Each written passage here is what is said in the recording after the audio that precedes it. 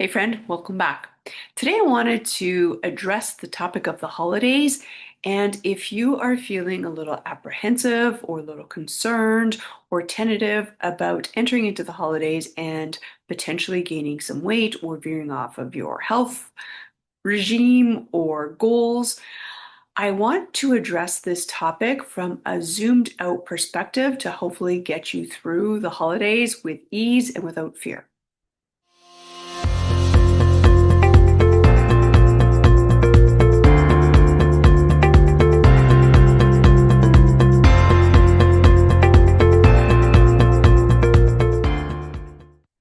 So the holidays are approaching, and indulgences and temptations are around us everywhere that we look.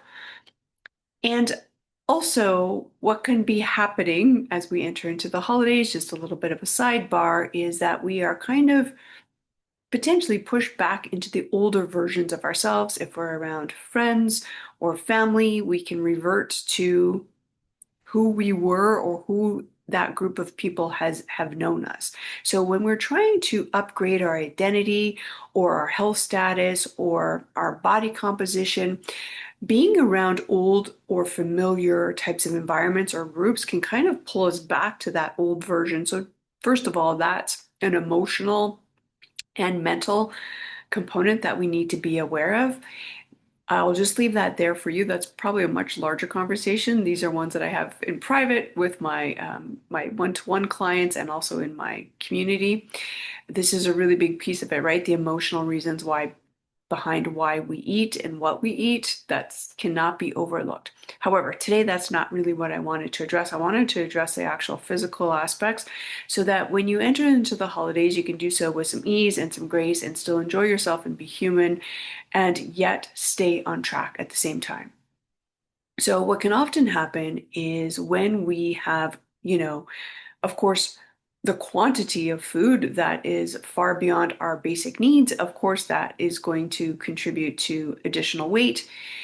Um, so, one, being aware of portion sizes and the amount of indulgences can be super helpful. It's not to say that you shouldn't have any indulgences or treats or rewards or something that is nostalgic or that represents tradition for you. The one thing that I will caution you on is potentially the amount of inflammation that you will feel and you will see in your system if you're stepping on a scale and you see that the scale has gone up, 3 pounds overnight. This is a really common complaint that I hear with my clients when they kind of go astray or have a little bit of a wobble. They do something that wasn't quite supportive. They're like, what the heck just happened? And it's not the quantity of food, you know, the amount of food calorically that we would have to eat to gain 3 pounds overnight is ridiculous.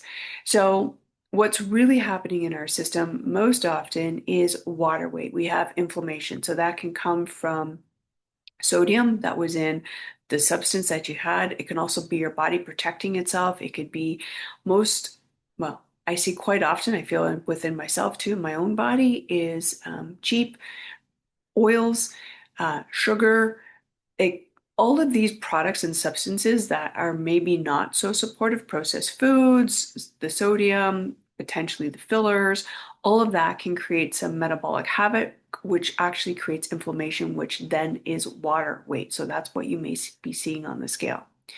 The other thing that can happen with weight gain that kind of is hard to shed is when we kind of, change our eating behavior and our habits, and then we have more sweet things, particularly carbohydrates. What that does is it sends there's a signal, you probably have heard about the brain and the gut axis about this communication, this two-way communication.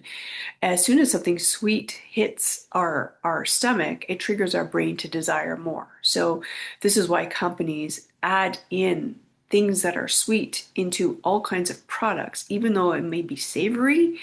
Um, the trigger for sweet is the human biology to crave more. So this is a known fact. So when we start having things that are more sweet or carbohydrate rich, that can get us on this blood sugar roller coaster. So if you've ever found yourself craving, you know, things or carbohydrates more intensely after you've had a day of indulgence or a day of low sleep or poor quality sleep, our carbohydrate intake is or desires rise. So what that can trigger is kind of like this ripple effect, right? It's a bit of a system that you have to break, and there's no sexy or easy way around the sugar cravings. This is not something you can wean yourself off of. Honestly, the best and most direct way, if this is you, after you've had your indulgence or indulgences, I would say pull the band-aid off, get off the sugar train, and that's going to be the easiest and quickest way to get yourself back on track so that you're not perpetually in that kind of state and that momentum of more and more and more carbohydrates. And that is what gets us to pack on the weight and hold on to inflammation and creates this whole, I would say, metabolic chaos in our systems. So those are the two things I wanted to leave you with here today is the inflammatory response and also the hook of the indulgences, which may be the thing that keeps you kind of going as you enter into the holidays. What I will say is that I do hope that you can enjoy yourself, be a human, eat for pleasure, do it intentionally, do it mindfully. I always coach my clients to plan in advance to get your executive brain on board. That's the highest version of our brain, our human aspect of our brain. It loves to have something to look forward to. It loves planning it. That's the logic part of ourselves versus the primitive part of our brain, the lower part of our brain, the reptilian survival part of our brain that wants immediate pleasure. It's wired for comfort, for familiarity, and to take the path that requires the least amount of effort. So we want to override that as much as possible because that, given that brain's choice, it's always going to pick things that taste amazing, that take low effort to prepare, to have, etc. So if we can engage our prefrontal cortex and plan in advance when we're going to have some treats and what we're going to indulge in, like get excited about it, look forward to it. That's my recommendation to you. And I do hope wherever you are during this holiday season that you do honor your own body's needs and perhaps enjoy a little bit of pleasure without any fear and getting yourself and keeping yourself on this, supportive way of eating for the rest of your life because holidays are going to keep coming. There's always going to be reasons to celebrate, and we can do it in a very supportive way. So I hope that you have found something helpful in this segment here today. If you have, please give me a thumbs up or share your tips or tricks to get through the holidays, and I will look forward to seeing you in the next video. Bye for now.